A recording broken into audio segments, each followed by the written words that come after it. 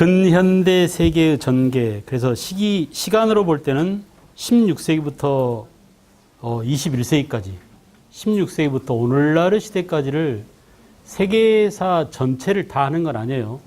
자본주의 입장에서 정리하는 겁니다. 자본주의 발전사를 정리하는 거죠. 그래서 이제 우리가 지난 시간에도 잠깐 말씀드렸지만 오늘날 우리 시대는 자본주의의 물결 속에서 자본주의가 마치 공기처럼 우리 옆에 와 있습니다. 자본주의 속에서 호흡하고 있죠? 그죠? 카드 없는 사람 있어요? 다 카드를 사용하고 심지어는 뭐 교통카드라든지 그런 거라도 씁니다. 또 현금이 없으면, 돈이 없으면 살 수 없는 그런 세상이 돼버렸습니다. 자, 그게 이제 자본주의와 무관하지 않습니다. 그리고 오늘날 우리 인류의 운명을 결정짓는 여러 가지 대사건들이 이렇게 1차 대전이라든지 2차 세계대전이라든지 이런 것들이 자본주의와 관련해서 일어나게 되었다. 이런 점들을 전제로 하고, 자, 먼저 16, 18세기의 절대왕정 이해할 수 있죠? 절대왕정. 그래서 절대왕정을 시기적으로 말할 때는 몇 세기라고요? 16세기부터 18세기. 그래서 이 16, 18세기에 절대왕정을 지지하는 두 가지 체제가 있었습니다. 시스템. 하나는 뭐냐? 강한 군대예요. 그래서 이 강한 군대를 뭐라고 하죠? 상비군이라고 하고, 또 이 절대적인 군주, 영국은 누구라고 그랬죠? 엘리자베스 1세. 프랑스는 루이 14세. 그죠? 루이 14세의 아버지가 누군가요? 3세겠죠, 13세. 너무 쉬운가요? 루이 13세. 그 루이 13세 때부터 사실은 왕권이 강화되기 시작합니다. 알겠죠?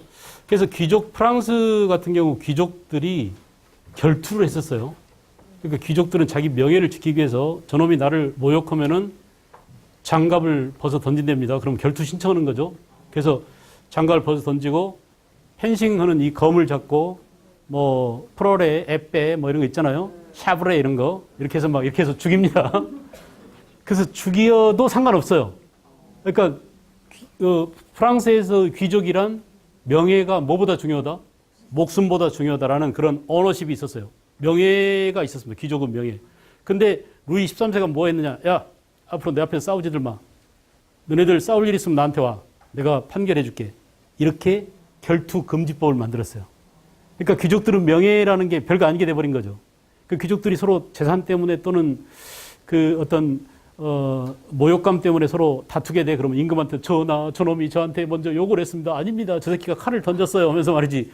재판을 받게 됐습니다. 그러니까 왕권이 어떻게 되겠어요?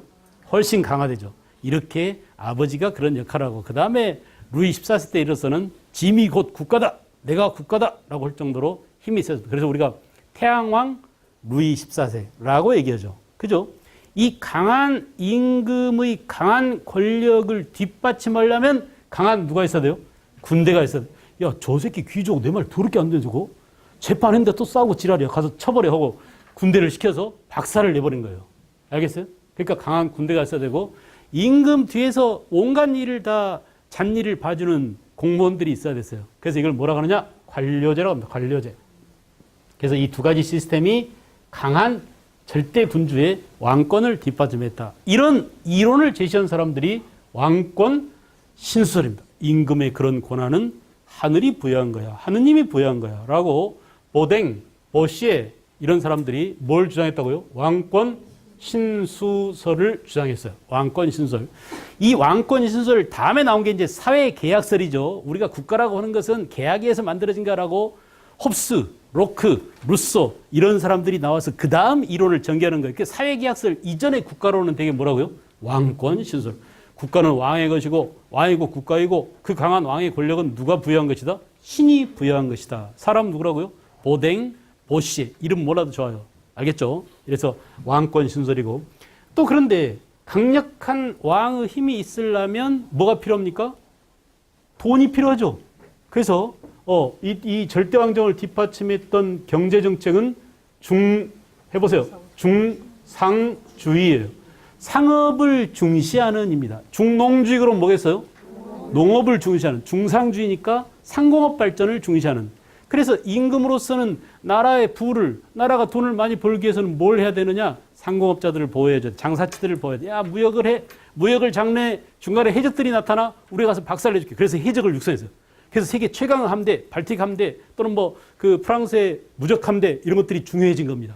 함대가 있어야 자기의 상인들을 보호해주죠. 국제 무역에 있어. 알겠죠? 그래서 이렇게 중상주의 경제정책이란 무슨 무역이라고요?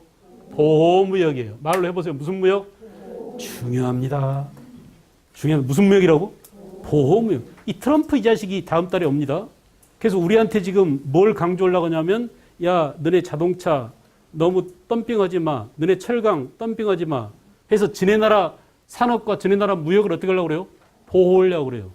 이 자식들이 지금 미국이 내세우는 정책이 뭐냐? 보호무역이에요. 그런데 이놈들이 원래는 보호무역이 아니었어요. 자유무역을 주장했었던 놈들입니다. 얼마 전까지만 해도 야, 무역 자유롭게 해. 각 나라의 자본과 상품이 마음대로 넘나들 수 있도록 FTA가 뭐예요? Free Trade Agreement예요. 알겠죠? 자유무역 협정이잖아요. 그러던 놈들이 갑자기 보호무역으로 돌아서서 일본의 그 미국의 관세 장벽을 높이고 한국의 물건한테 뭐 관세를 때리고 FTA에 제소하려고 지금 하고 있는 겁니다. 알겠죠? 그런 깡패 짓을 왜 하는지를 지금 보려고 하는 거예요. 알겠어요? 그러니까 우리가 지금 이 과정을 쫙 보면은 근현대사가 전개되는 과정에서 세계 최강의 국가로 부상한 나라가 누구라고요? 미국이에요. 미국이 1710년 미국이 독립전쟁에서 독립을 한 이후로 세계 최강의 나라로 부상하는 그 과정이 바로 세계화의 과정이자 자본주의 발달 과정이에요. 알겠죠? 그런 과정을 지금 설명하려고 하는 겁니다. 다시 중상주의 경제정책에서 보호무역 정책을 썼었고 이 보호무역 덕분에 시민들이 성장하게 되었다. 그런데 이 시민들은 수원 시민 여러분, 서울 시민 여러분을 때 시티즌이 아니라 뭐라고 그랬죠? 부르주아다. 부르주아란 뭐냐? 부르주아란 뭘 말한다? 상공업자들을 말한다. 이들을 보호하고 대신 이 돈 많이 들어가는 공무원들 월급 엄청 들어가잖아요. 강한 군대를 유지하기 위해서 돈 많이 들어가잖아요. 이들로부터 삥을 뜯었어요. 이게 바로 뭐냐? 세금이에요, 세금. 알겠죠? 그래서 이들로부터 세금을 뜯고 이들을 보호해주고 이런 관계 속에서 절대왕정이 유지되라. 알겠죠? 자, 이때의 자본주의를 우리는 무슨 자본주의라고 그랬죠? 무슨 자본주의가 발달했다고요? 상업자본. 무역을 통해서 상업자본이 발달했다라고 정리를 했었습니다. 자, 이렇게 절대왕정 하에서 상업자본주의가 발달했었고요. 그런데 문제는 뭐냐? 이 시민들이 그만 좀 뜯어먹어. 우리들이 너네들 베르사유 궁전 짓는데 너네들 관료들 화려한 궁정생활 하는데 너무나 많은 세금을 뜯고 있어라고 시민 세력이 점점 성장했어요. 그래서 우리 못 뜯기겠어.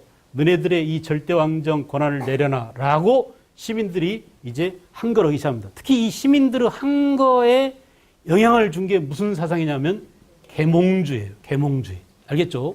계몽주의 영향을 받아가지고 시민들, 부르주아들이 성장합니다. 그래서 이들이 드디어 뭘 일으켰다? 시민혁명을 일으키게 되었다. 그죠? 시민혁명. 그래서 시민혁명은 제일 먼저 일어난 게 어디라고요? 영국. 무슨 혁명? 청교도혁명. 그죠? 또 무슨 혁명? 명예혁명. 영국의 명예혁명, 청교도혁명. 그 다음에 미국이죠. 미국. 아메리카 독립전쟁이 일어납니다. 영국의 식민 지배로부터 미국이 독립한 것이 바로 시민혁명이었죠. 그래서 미국의 독립전쟁. 그리고 드디어 미국 독립전쟁에 참여했던 프랑스 귀족들이 있었어요. 알겠어요? 라파이에트 같은 사람들이 참여해서 프랑스 사람인데 미국 가서 보니까 맞아, 그래. 우리 부르주아들이 저렇게 성장해야 우리 시민사회가 건강한 시민사회가 형성될 수 있어라고 오히려 부르주아도 아니고 귀족층이었던 사람들이 시민혁명의 영향을 받아가지고 우리 프랑스도 혁명을 하자라고 불을 일렀습니다. 그래서 삼부회가 소집되고 결국은 뭐냐? 바스티유 감옥 습격 사건이 일어났죠. 베르사유 장미 만화 영화 안 봤어요? 만화 영화 세대들이잖아요. 그래요, 안 그래요? 너무 재밌게 프랑스 혁명 과정이 만화 영화로 묘사됐어요. 베르사유 장미. 주인공이 누구죠? 오스칼이라고 무슨 약 이름하고 똑같잖아요. 그래, 안 그래? 그것만 가짜예요. 여자 근위대장 얘는 가짜야. 픽션이에요. 나머지는 거기 나오는 마라, 당똥 이런 애들이 전부 다 실제 있었던 인물들입니다. 로베스피에르 이런 사람들. 알겠죠? 그렇게 프랑스 대혁명이 전개됐어요. 시민혁명이 가장 먼저 일어난 영국이 이제 민주주의가 정착되고 자유주의, 민주주의, 민족주의가 크게 확산됩니다. 그래서 영국에서 먼저 18세기 후반에 뭐가 일어난다고요? 산업혁명이 일어나더라. 산업혁명. 자, 보세요. 자본주의가 두 번째로 진화하는 겁니다. 여기는 무슨 자본주의라고 그랬죠? 상업자본주의에서 18세기 후반 영국에서 산업혁명이 일어남으로써 무슨 자본주의? 산업자본주의가 발달하게 되었다. 이 산업자본주의의 출발은 동력혁명이죠. 제임스 와트의 증기기관 발명이죠. 그 증기기관을 필두로 해서 기계들이 막 돌아갑니다. 옛날에는 동물의 힘이나 바람이나 또는 물의 힘에 의해서 수력에 의해서 이렇게 돌아가던 기계들이 갑자기 막 제임스 와트가 만든 발전기에 의해서 돌아가니까 빨라져요? 늦어요? 근데 옛날 나무로 만든 바퀴 이런 걸로는 견딜 수 있어요? 없어요? 견딜 수 없어요. 그래서 쇠로 만든 바퀴 이런 것들이 등장해요. 그래서 무슨 원이 발달해요? 동력, 철강, 그죠? 그 다음에 기계, 자동차 이런 것들이 발달해요. 이게 1차 산업혁명이에요. 아시겠나요? 지금은 몇 차 산업혁명이라고 그랬죠, 우리가? 4차까지 왔어요. 그 다음에 전기, 영화 이런 것들이 2차고, 인터넷이 3차고, 그 다음에 인공지능, 드론, 로봇, 3D 프린트 이게 4차 산업혁명 단계에 오게 된 겁니다. 됐어요? 막 이런 것들이 막 여러 가지가 있으니까 헷갈리죠. 그래서 지금 그걸 정리하자고 한 거예요. 그걸 정리하자고 지금 두 번째 지금 하고 있는 겁니다. 아시겠죠? 그래야 그 다음 사회에 대한 비전과 전망이 생겨요. 흐름들을 알아야. 추세가 이렇게 왔으니 그 다음엔 어떻게 하겠네라고 우리가 전망을 할 수 있잖아요. 자, 산업혁명 결과 이렇게 동력, 철강, 기계, 제철 이런 것들이 발달하고 이게 제일 먼저 발달한 나라가 누구라고요? 영국, 그 다음에 미국, 그 다음에 프랑스. 그 중에 제일 후진 국가가 누구냐면 러시아하고 독일이었어요. 자본주의는 발달했지만 제일 후진 국가였습니다. 항상 늦어요. 한 번 늦으면 계속 늦습니다.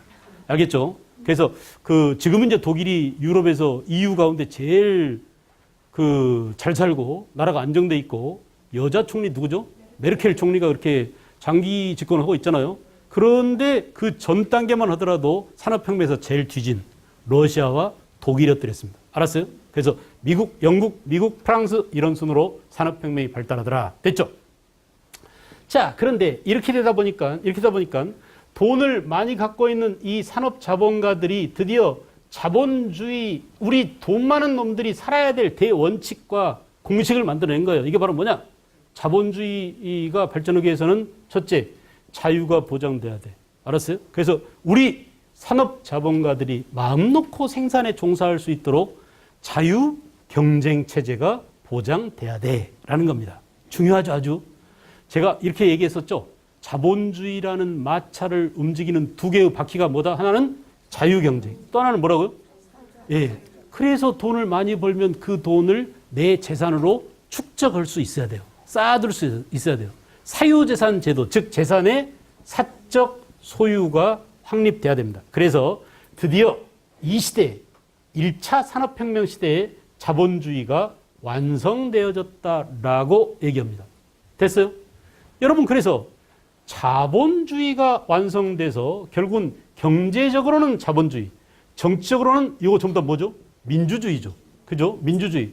그리고 이제 이렇게 가니까 나라별로 야, 그래, 이렇게 잘 살게 됐는데 옛날에 그 교황에 의해서 또는 유럽 질서가 재편되면서 게르만 민족의 이동으로, 노르만 민족의 이동으로 우리가 아무렇게나 국가가 형성됐는데 우리 같은 민족끼리 똘똘 뭉쳐 살자라고 독일이 통일을 해요. 이탈리아가 통일합니다. 그래서 민족끼리 뭉쳐 살자는 경향이 강해져요. 이걸 무슨 주의라고 합니까? 민족주의라고 해요. 그래서 자유주의와 민주주의와 또 무슨 주의가? 민족주의가 점점 팽배해져 가더라. 1870년대 얘기입니다. 독일 통일, 여러분 이탈리아 통일 아주 유명하죠? 이탈리아 맨날 요즘 여행 가잖아요. 밤 10시만, 11시만 되면 뭐 유럽 여행해가지고 막 덤핑 여행들 많이 나오는데. 가리발디 들어봤어요? 들어봤어요? 이탈리아 통일의 주역입니다, 주역. 알겠죠? 그러니까 그런 민족주의가 고조된 상태에서 이제, 드디어 이런 유명한 놈이 나와요. 누구라고요? 아담 스미스.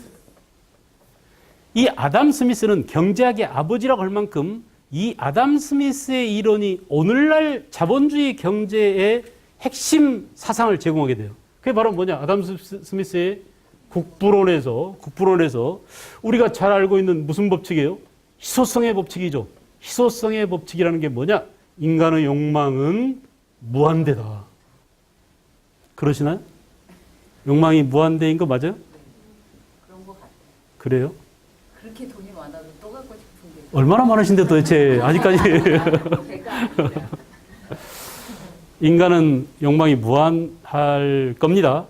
아마도. 그죠? 그래요. 그렇게 전제했어요. 근데 우리 이 인간의 욕망을 충족시켜줄 물건들, 다이아몬드 없잖아요. 그러니까 서로 가지려고 그래. 나 500원 낼게. 나 510원 낼게. 나 1000원 낼게. A시장 난 2000원 낼게. 난 10,000원 낼게. 난 10만 원 낼게 하다가 지금 그렇게 값이 올라간 거예요. 없으니까. 가지려고 하는 자들은 많아요. 왜 다이아몬드를 가지려고 할까요? 자기 애인한테 주려고. 내 예쁜 애인한테 주고 싶은데 딴 놈은 지 애인한테 이만한 걸 줬어요. 근데 나는 이따만 걸 주고 싶어. 그러니까 점점 이걸 가지려고 하는 욕심을 하는 거죠. 근데 결국 다이아몬드를 갖고 싶어 하는 그 욕망은 또 어디서 온 걸까요? 저도 안 가져요? 어쨌든 우리가 그걸 뭐라 그러냐. 인간의 욕망은 뭐란데 재화와 서비스라고 그러죠, 주로. 그래서 재화는 한정돼 있다, 제한적이다, 유한하다. 그래서 이것 때문에 결국은 뭐가 생긴다? 갈등이 생기고 서로 가지려고 하는 경쟁이 생긴다. 그런데 아담 스미스는 뭐라고 했느냐? 그냥 내버려 두세요. 그럼 다이아몬드 갖고 싶은 놈들이 서로 경쟁해가지고 가격이 형성될 거 아닙니까? 이 가격이 형성되는 수요와 공급 곡선에 의해서 프라이스, P가 만나죠. 이 만나는 점이 P죠. 프라이스죠. 가격이 결정되죠. 우리가 그걸 뭐라고 그래요? 시장이라고 하죠. 시장. 이 시장을 아담 스미스는 뭐라고 표현했죠? 보이지 않는 손. 인비지블 핸드. 해보세요. 뭐라고요? 인비지블 핸드. 그 유명한 우리가 시장 경제라는 말을 많이 쓰는데 보이지 않는 손입니다. 그냥 내버려 둬. 보이지 않는 시장이라는 손에 의해서 수요자와 공급자가 만나서 가격을 결정해서 자연스럽게 이 끝없는 욕망과 그걸 갖고 싶어하는 끝없는 욕망과 재화는 한정되어 있는 이 갈등을 해결해 줄 것이다. 그래서 아담 스미스는 이게 자연적으로 해결될 걸로 봤어요. 아시겠죠? 왜 자연적으로 해결되느냐? 누구나 다 욕망을 갖고 있다. 근데 그 욕망이라고 하는 것을 합리적인 이성에 의해서 개인들마다 개인이 자기 이익을 추구하는 방향으로 결정할 거 아니냐. 나는 500원밖에 없는데 다이아몬드 값이 580원이야. 못 사는 거죠. 그죠? 그래서 580원 낼 수 있는 놈이 그걸 사가게 될 거 아닙니까? 그러니까 이게 자연스럽다는 얘기입니다. 합리적으로 이성에 의해서 이성적 판단에서 결정되고 사이익이 추구되게 되고 그래서 보이지 않는 손 시장에서 수요와 공급이 만나는 그 시장에서 개인들은 자기 이익을 추구하는 방향으로 물건을 사고 팔고 할 것이다. 됐어요? 그러다 보면 각자가 다 최고 부자가 되는 짓거리를 하게 될 것이고 한 사람 한 사람이 부자가 되면 결국은 온 나라가 의도치는 않았지만 거기 의도 X라고 돼 있죠. 그게 의도하지는 않았지만 원래는 온 나라를 부자로 만들려고 하지 않았어. 근데 사람들이 전부 다 합리적인 소비 생활을 하고 합리적인 공급을 하고 시장이라는 이 보이지 않는 질서가 결국은 사익을 모든 사람들의 사익을 추구하다 보면 결국은 이게 나라의 부가 성장하는 쪽으로 갈 것이다 라고 얘기했어요. 우리는 이것을 믿었습니다. 알겠죠?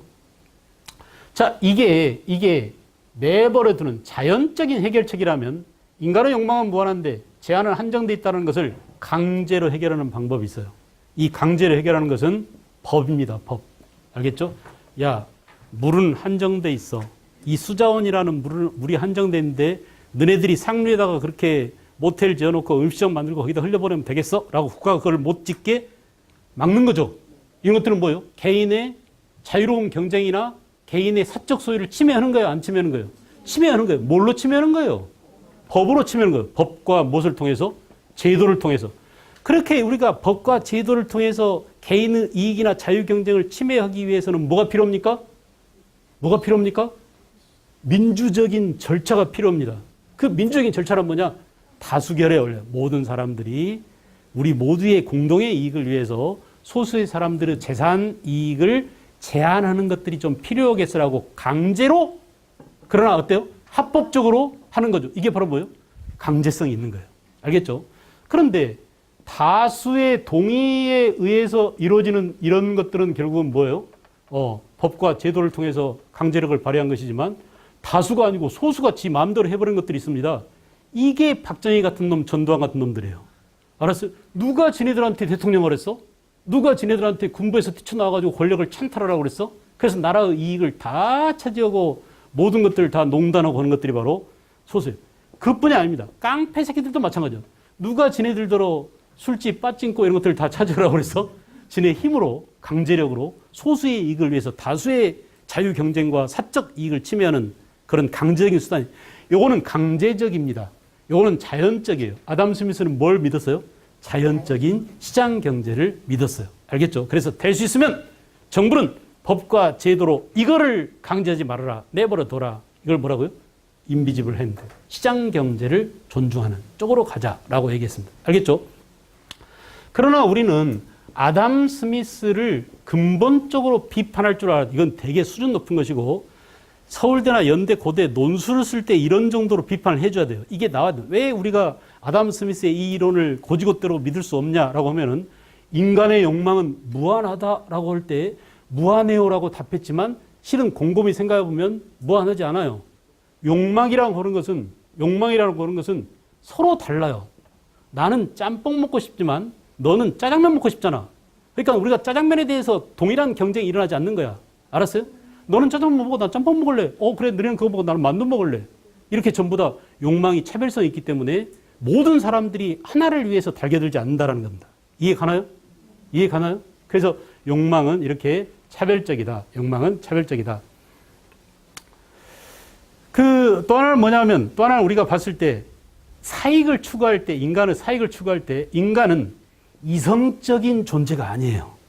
여러분, 우리가 그러니까 인간은 이성적인 존재라고 착각하고 있는데 이성보다는 뭐가 더 많이 작동해요?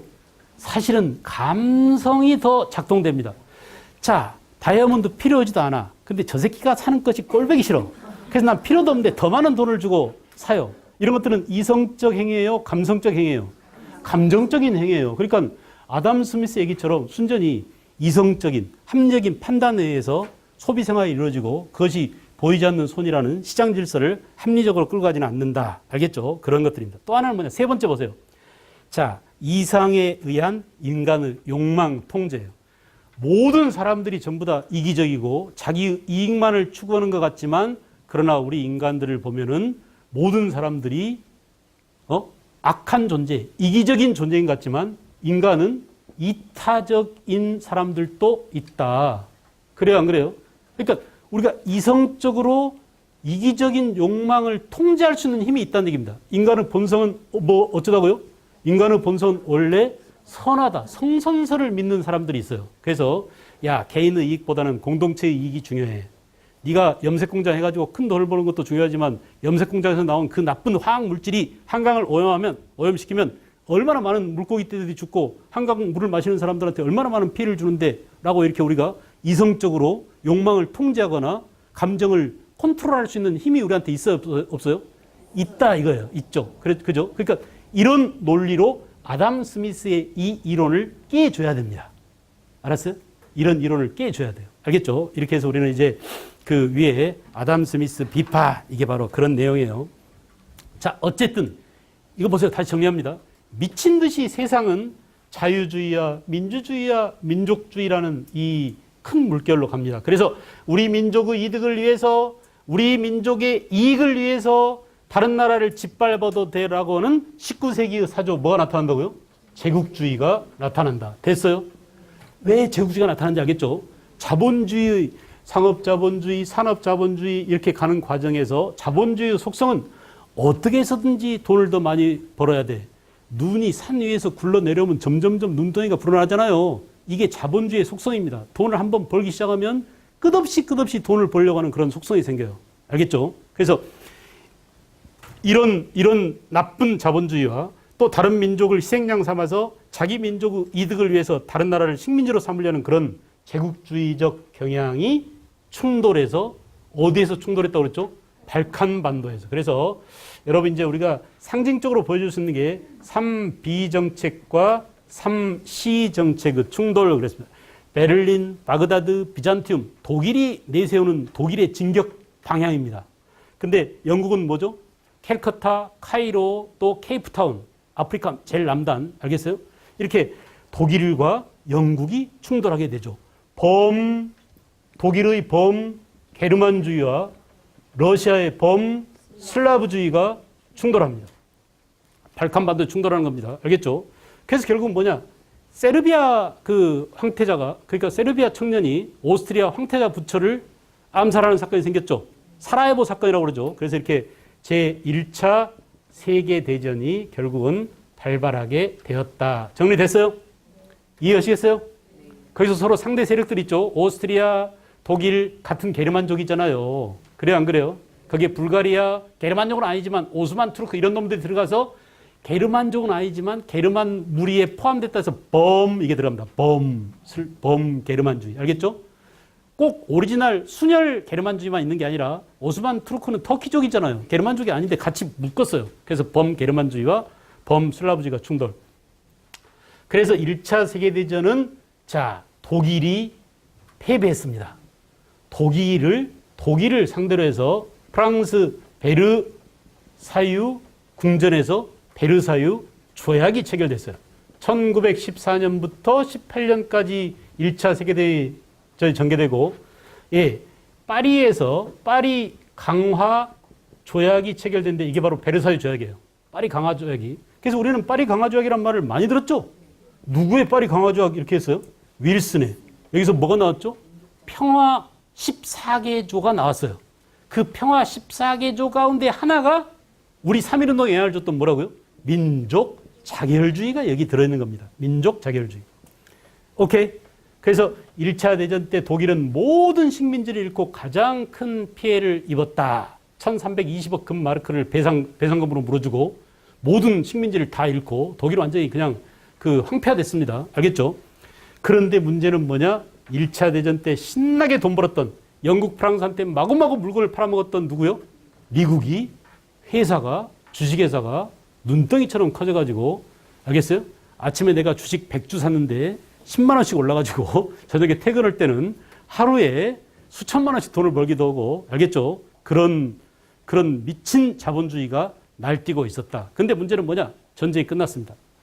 전쟁이라는 소모전이 끝나고 소비가 되지 않으니까 공장이 어떻게 되겠죠? 물건을 생산하는데 사갈 사람이 없으니까 조업 중단되겠죠. 그러면 문 닫게 되겠죠. 내가 사놓은 주식 가격은 어떻게 됐나요?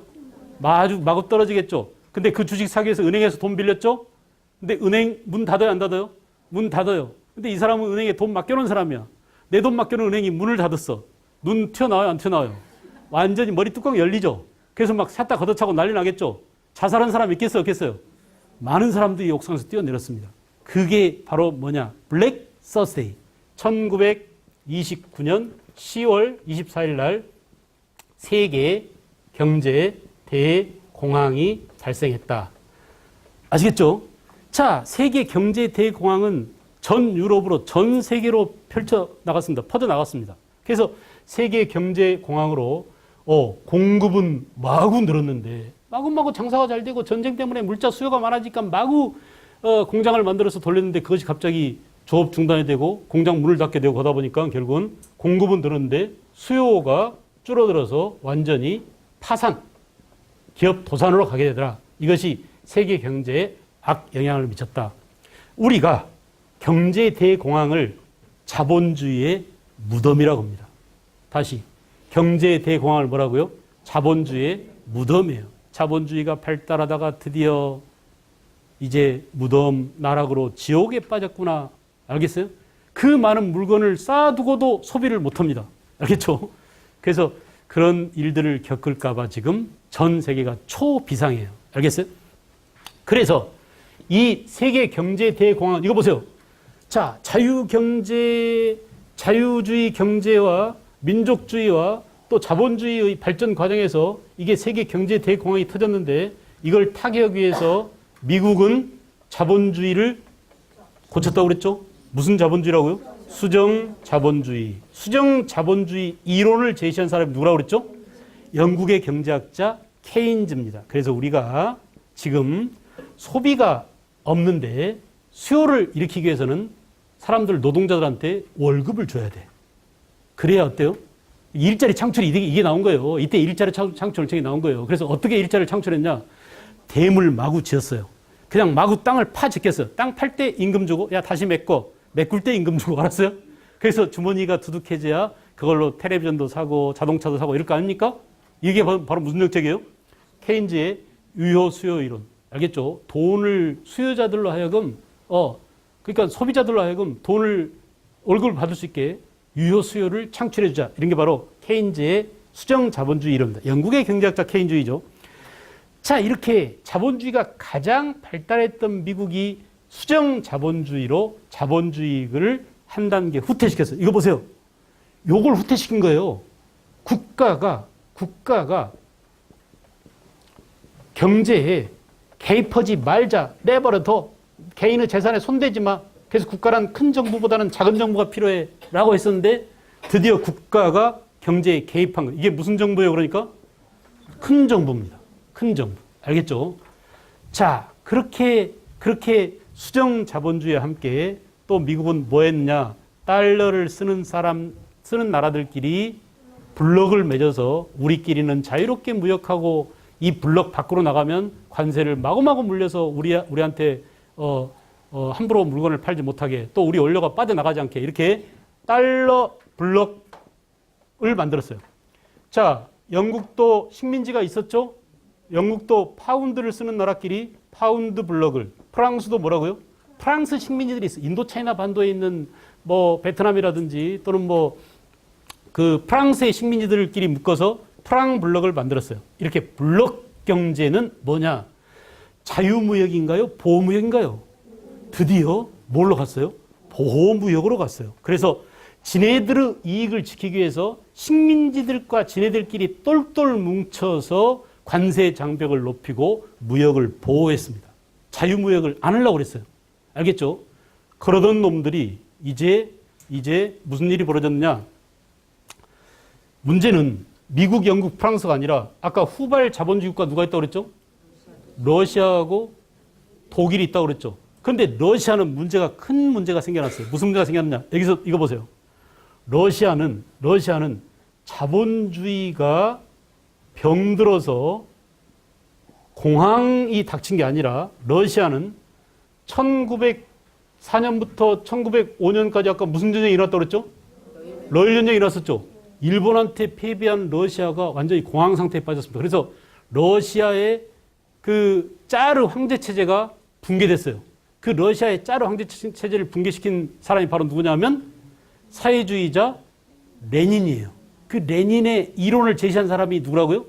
마르크스와 엥겔스예요. 알겠죠? 그래서 사회주의 혁명이 일어납니다. 1917년 1차 세계대전 중에 러시아에서는 러시아 혁명이 일어나고 이 러시아 혁명은 뭐냐? 자본주의를, 이거 보세요. 자본주의를 수술해야 돼? 안 돼? 완전히 뒤집어 엎어야 돼? 이게 바로 뭐예요? 노동자와 농민에 의한, 프롤레타리아에 의한 혁명이죠. 사회주의 혁명이죠. 선거에서 실패했어요? 성공했어요. 알겠죠? 그래서 러시아 혁명이 일어난 이후에 소비에트 사회주의 연방공화국 소련으로 성장합니다. 됐어요? 소련이 됐어요. 자, 놔두고. 그리고 자본주의가 덜 발달한 독일과 자본주의가 덜 발달한 이탈리아, 자본주의가 덜 발달한 일본, 이런 나라들에서는 뭐가 일어났다고요? 야, 이거 안 되겠어. 우리 힘으로는 안 돼. 우리는 지금 식민지도 없자. 독일 식민지 다 해방시켜줘 버렸죠? 1차 대전 때 져가지고. 일본은 식민지라고 해봐야 타이완하고 조선밖에 없었어요. 가난한 자본주의 국가입니다. 이제 늦게 출발해가지고. 이탈리아도 마찬가지예요. 그래서 이 후발 자본주의 국가들은 어떻게 했느냐? 안 되겠다. 우리 국가의 이득을 위해서 국가 구성원인 개인들이 희생을 해야 돼. 나라와 민족의 발전을 위해서 개인은 희생해도 괜찮아. 언론의 자유를 탄압하고 일당 독재 정치로 갑니다.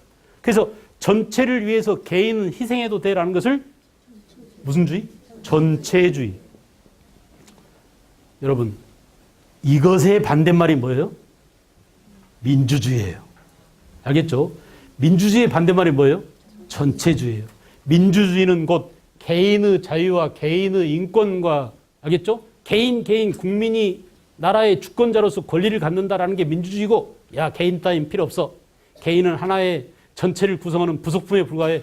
부속품 따위는 갈아 낄 수도 있고 없애버릴 수도 있고 새로운 걸로 바꾸면 돼. 이렇게 개돼지 취급하는 겁니다. 국민을. 이게 바로 뭐예요? 전체주의예요. 알겠죠? 전체주의. 그래서 전체주의야말로 민주주의의 반대말입니다. 아시겠어요?